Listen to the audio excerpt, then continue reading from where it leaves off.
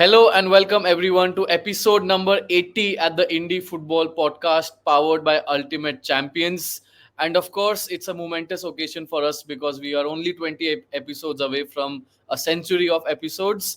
And again, to mark this occasion, I think Anukarsh did a great job to reaching out to a Liverpool correspondent from Liverpool Echo, which is a name that we have often discussed in our podcast before. We have had quite esteemed journalists surrounding Liverpool, which is Anukar's true love in life. Anything else that ever answers to that question is a lie.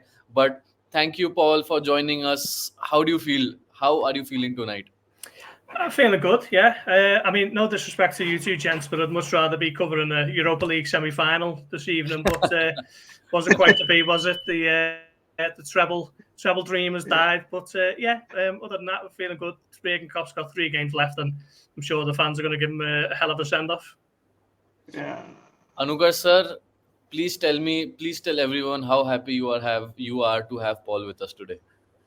Well, it's terrific, and like I started the episode with a really great feeling. But when Paul mentioned that we should have been in the Europa League semi-final, even I love the podcast. It is everything to me. But even I would be watching it instead, so I can understand that.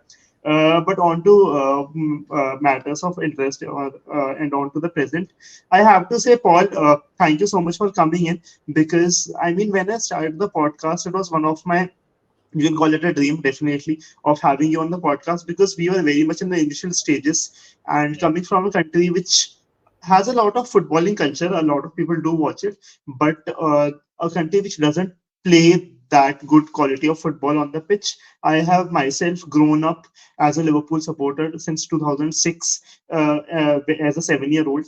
And this, of course, means a lot having someone come from the page, the website, which I've been following since a kid. I mean, Liverpool Echo means the world to us. First, it was James Pierce, then it was you, and I mean, I think there hasn't been a single match in the last 4 or 5 years in which I haven't checked the player ratings right after it. Either it may be by you or by Ian. So, of course, it means a lot. And welcome to the show. No, well, thanks for having me on. I mean, it's Ian who does the player ratings, and he always gets a fair amount of stick for those ratings, whether it's a 6 or a 7 or an 8 or a 9. But thanks for reading. Really appreciate it, and it's remarkable, really, that me just tapping out my words in an office in Liverpool city centre, and it's reaching you guys all the way in India. It always kind of, it's a strange one to think that it has that reach, but that is, I guess, the size of Liverpool Football Club. Absolutely. Absolutely. I just to bring up a greater context for all our listeners. A majority of them are Indians.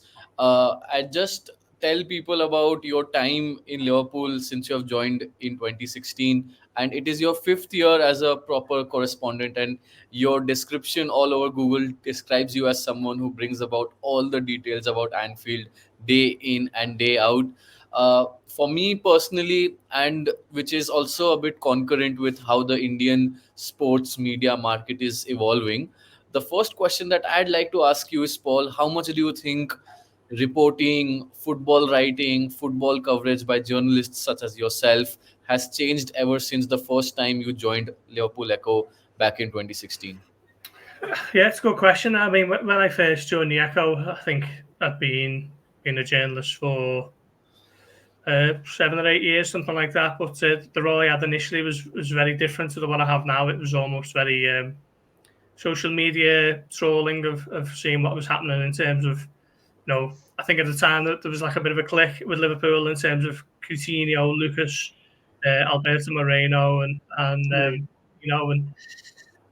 they tended to do quite a lot of things away from the pitch with their families, barbecues and so on. And it was almost kind of finding that type of content that was a little bit different to what, the likes of James Pierce and Ian were doing at the time in terms of the more traditional style of reporting. But it was always an ambition of mine to get to where I am now in terms of being the Liverpool correspondent. It's just a case of showing that I can do a good job and I'm working my way up the ladder. And my role has changed a lot since I've been at the Echo, but that's coming on for 8 years now. So yeah, I've seen a lot of change, a lot of people come and go, and yeah, I suppose it's changed in terms of just the amount of content we do now daily. It's very much an online operation as opposed to a print operation with online supplement, and it's very much digital first. And yeah, the amount of content we do every day is a lot more than it was back then, and I think that just speaks to the interest in the club really worldwide.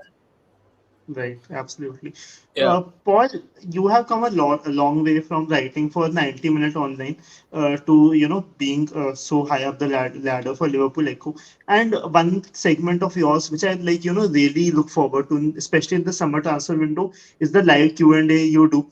And I know like Liverpool fans just flock around. Everyone wants to know what is happening with this player, that Yeah, player. I would take the opportunity as a Liverpool fan here. There are a lot of changes happening at the club. Jurgen Klopp is leaving, and which is actually a bit ironic because I remember Ian used to say it a lot whenever a press conference used to end with Jurgen Klopp that Klopp's Klopp has gone. gone. Yeah, Yeah, yeah. so it's kind of funny that way. And Slot is going to come in most probably, and how things are panning out. What changes do you expect to see in the summer? Do you see a massive overhaul? And how do you think with everyone who has come back in, Michael Edwards back with his team, Richard Hughes, how do you see the whole landscape evolving in the summer transfer window?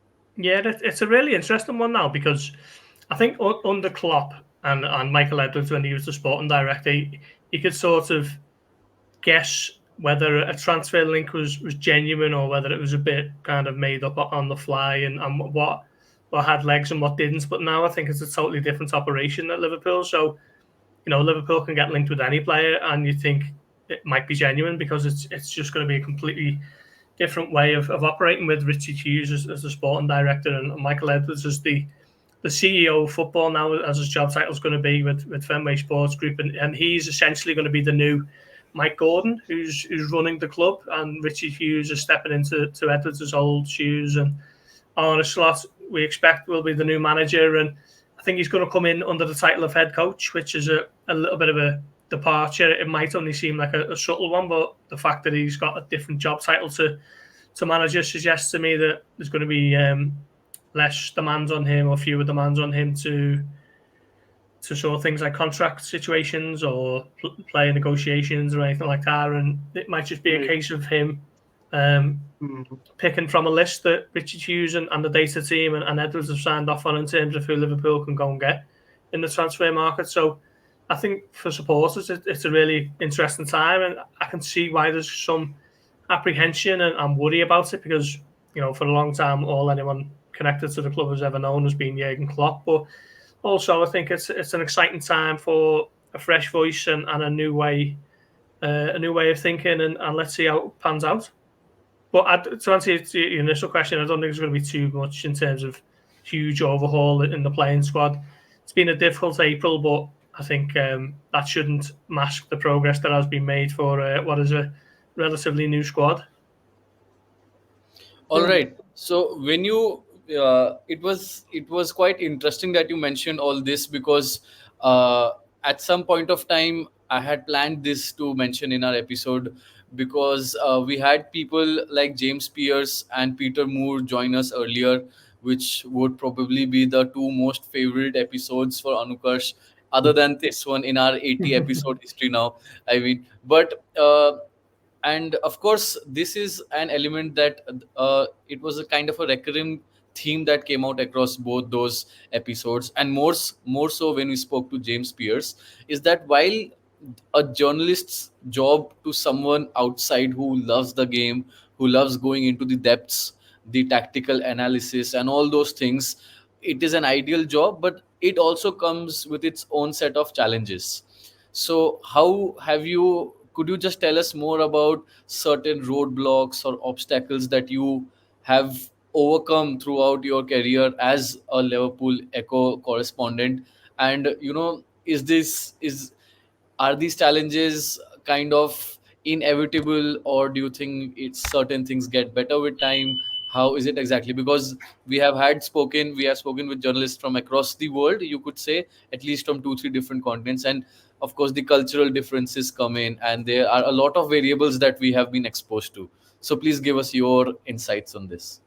Yeah, I mean, I think that one of the biggest challenges covering a club like Liverpool is how competitive it is, and how many different reporters you're almost sort of competing with. From Paul Joyce at the Times, who I think a lot of people would recognise as one of the absolute top reporters on the patch, and Chris Bask, Dominic King, who's moved on now. Just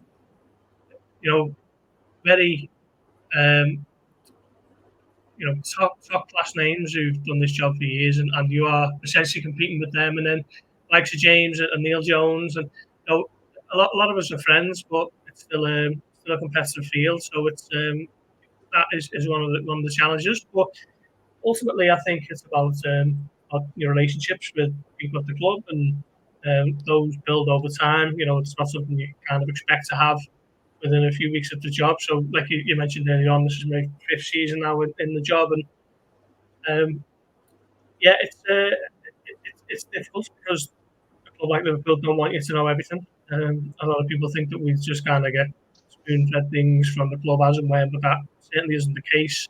More often than not, they'd rather keep a lid on things until the club can announce it formally. But yeah, it's difficult. But once you've done it for a while, you can kind of navigate the waters a little bit easier. But yeah, it's a very competitive field, and that's to be expected, I guess, with the size of the club.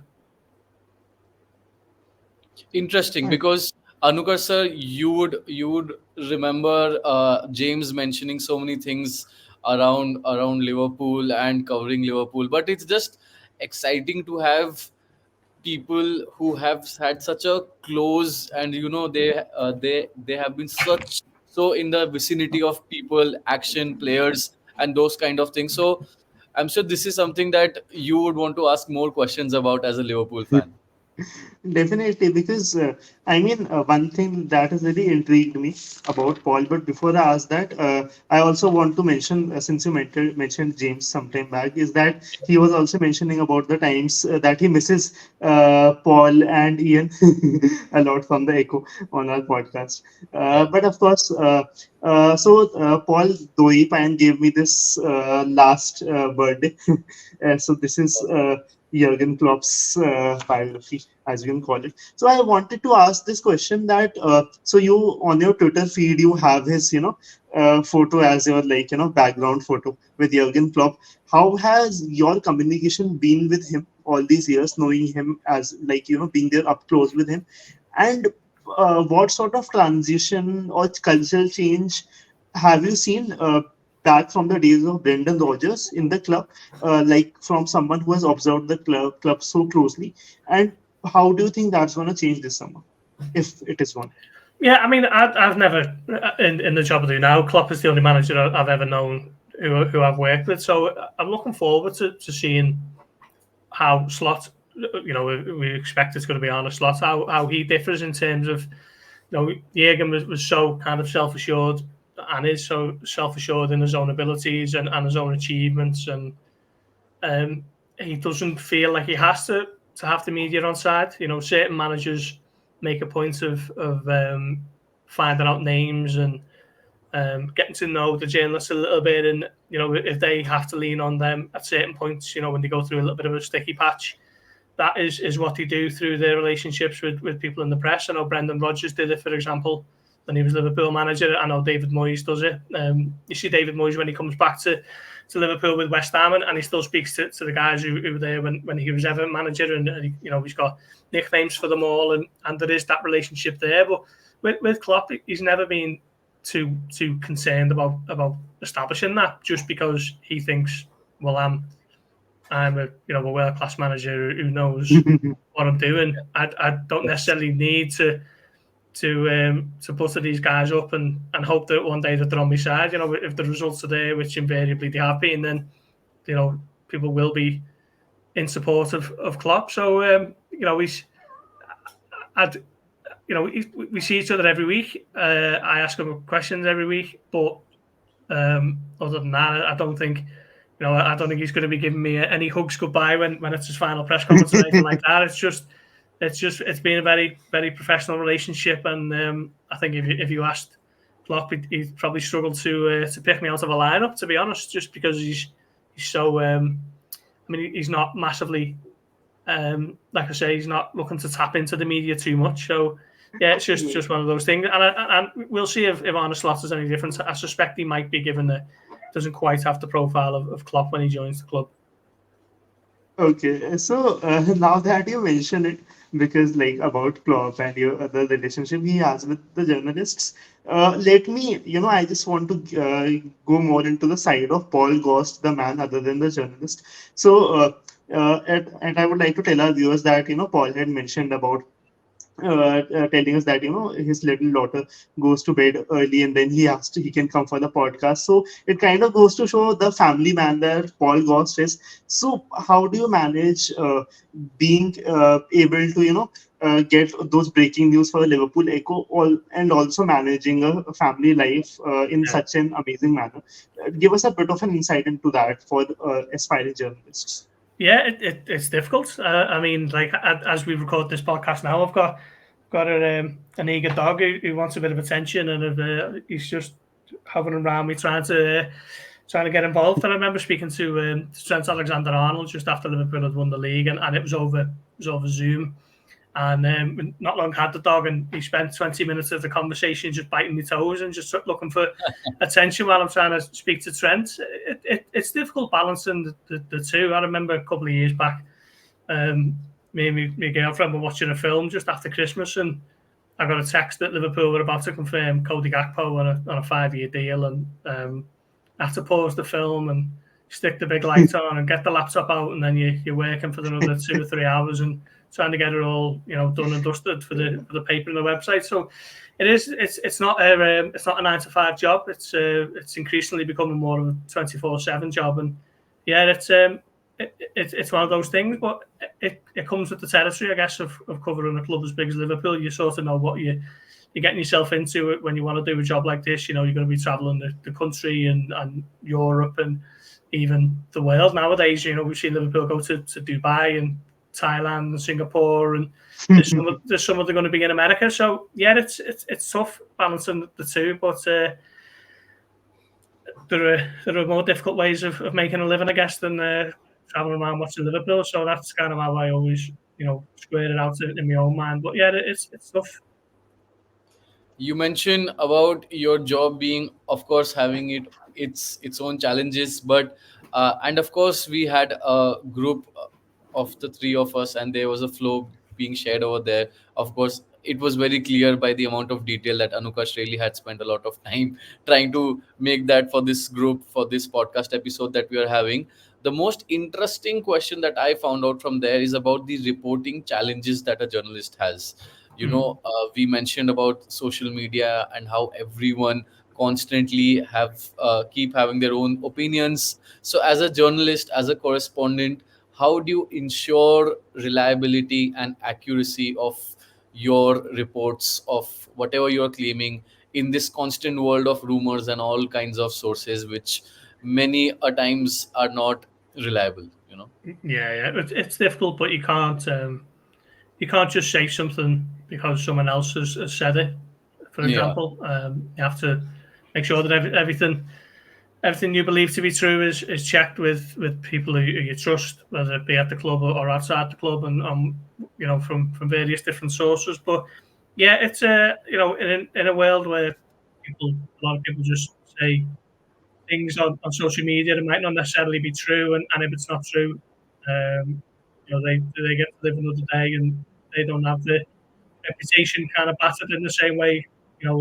If me or James or Ian or anyone said something and it absolutely was not true, we would not live it down. Essentially, I've seen something. What was it last week? There was a claim that Gary O'Neill had an interview with the Yeah. and that was dismissed to me as total fiction and not true at all. And had that been one of us saying it and it wasn't true, and it was quickly found to be inaccurate, then we we'd certainly heard about it on social media from people who'd like to tell us. So yeah, it is tough, but you've just got to make sure that everything you are writing you know to be true, and you find that out through various sources, agents, people at the club, various areas of the club. But yeah, that is difficult when you see something on social media, and we see from the reliable such and such, and it's a journalist who might be in Belgium or France, Italy, and some fan accounts are saying from the reliable journalist X or whoever, and you're thinking, is this really reliable?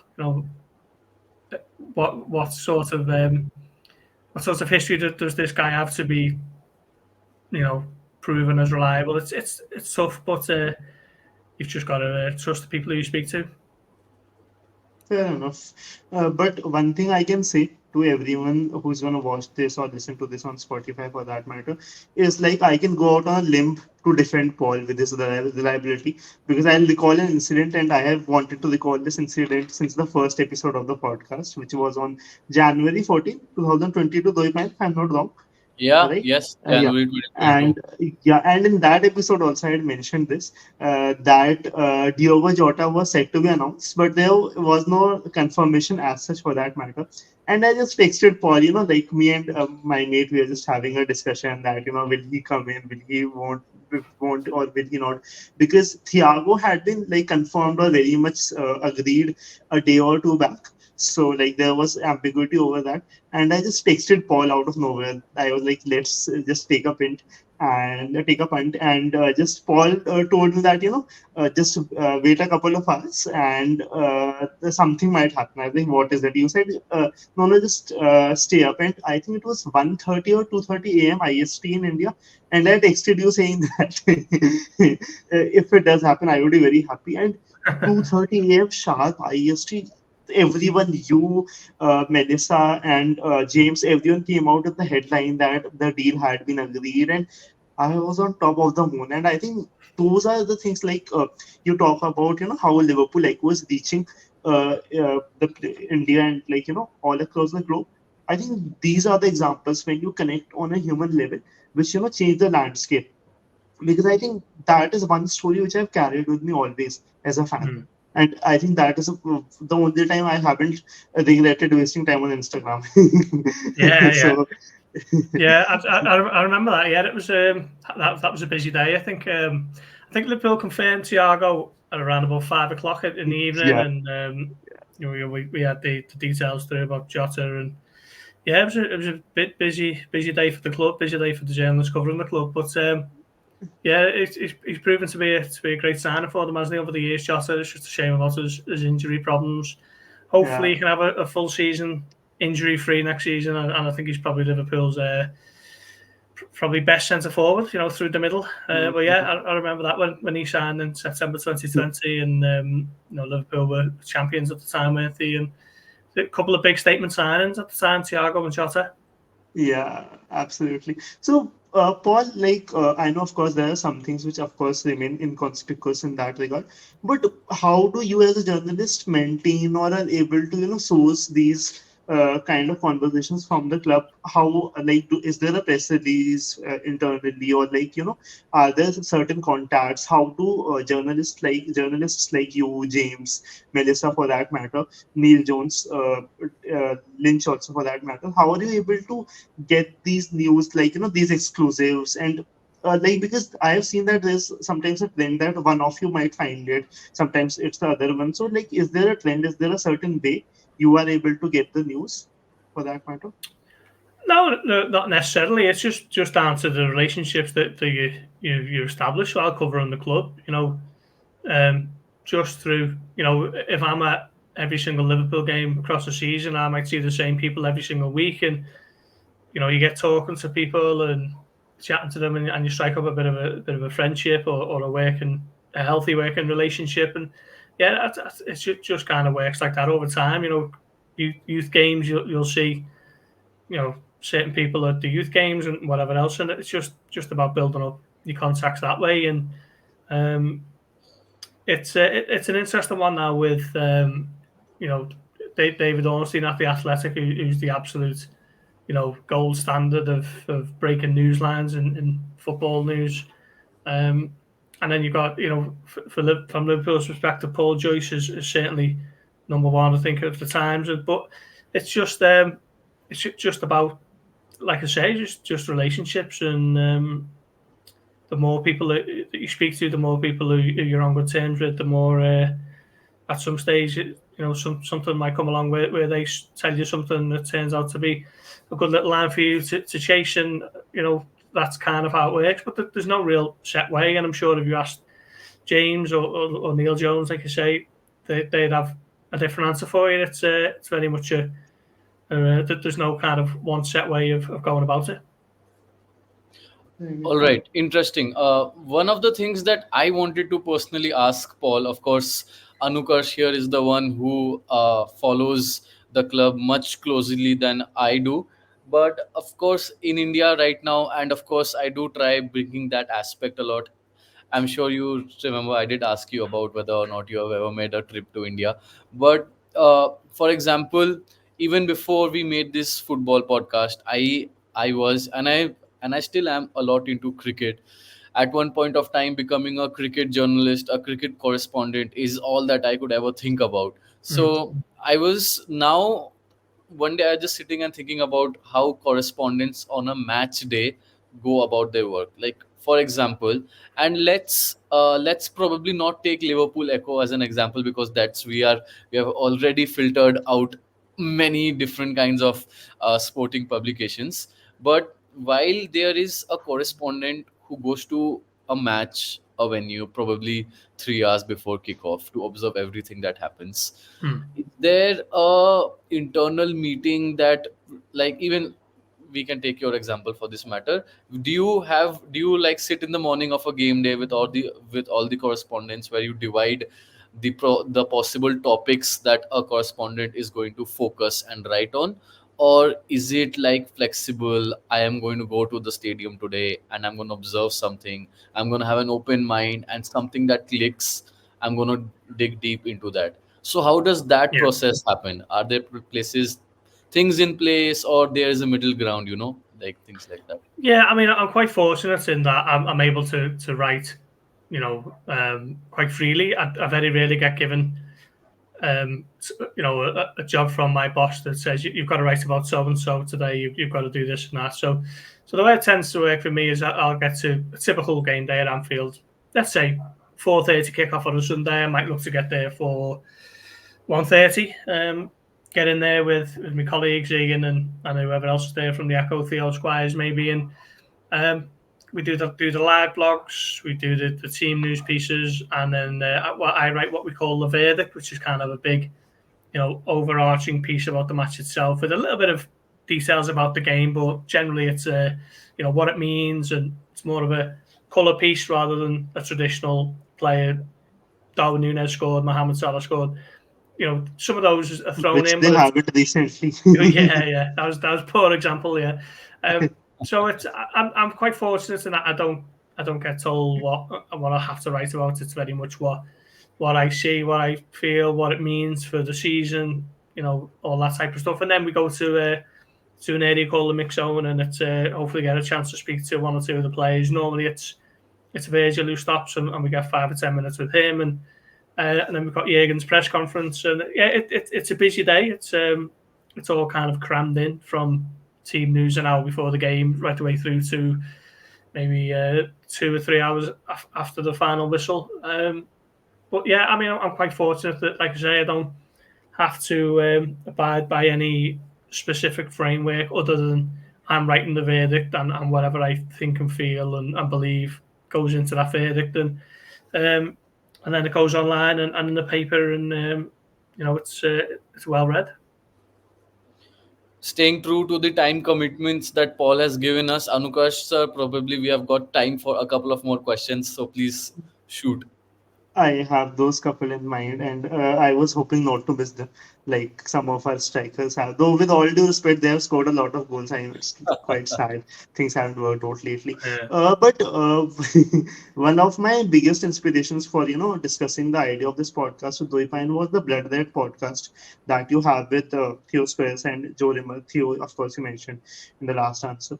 So, how has that relationship evolved all over the years?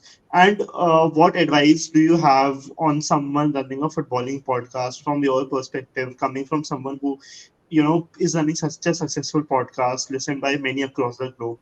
So, what would you like to tell us? And also as a journalist, to how you made your dreams come true, because you at the start of the podcast you mentioned about you doing something you really love. So just give us a bit of an insight into those couple of things. Yeah, I mean, when I first started contributing to the Blood Red podcast, we used to just sit around an iPhone in an office and just used to talk about Liverpool. And I do think what sets us apart on Blood Red compared to other podcasts is the fact that we are the journalists who are at the game.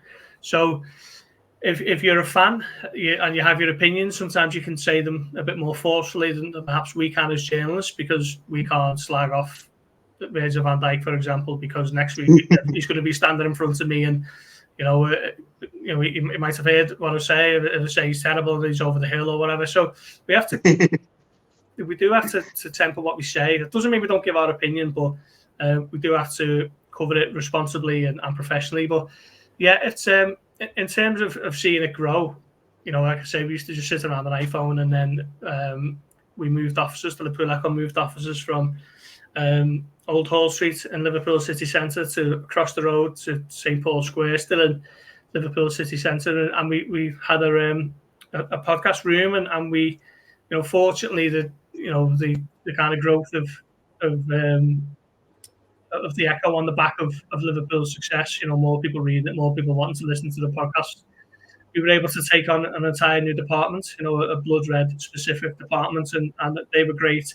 Season Liverpool won the league of setting up the pods and making sure that, put out as widely as possible on Spotify and, Apple and YouTube and wherever else. And I never really got too into the weeds with all of that. I was just a contributor in terms of I was on there giving my opinion on Liverpool. So I can't really offer too much in terms of how to grow the podcast per se. But yeah, seeing it develop over the last few years has been great. And just last week, I was in the barber getting my haircut, and the guy in front of me in the barber's recognised my voice from the podcast, and he said, "I'll keep up the good work. I always listen to it." And it's great when you hear things like that. It's for all the stick that we get on social media, the people do tend to give you some credit for the podcast. So always thankful for everyone who listens, and yeah, it's been interesting seeing it grow over the last sort of 8 or 9 years now. All right. Thank you, Paul, for taking out the time. It was great for us because always, anyway, football in India is of course has its own upsides and downsides. But people like you, when you come across and share your experience, it just ignites more passion, enthusiasm, and even curiosity for people in India for the sport. Thank you, Paul, for taking out the time. We will stay in touch. We hopefully many Liverpool wins can be discussed in the group that we have, and we look forward to stay associated with you in whatever capacity possible. Cheers, guys. Thank you. Thank you, Paul. See you around.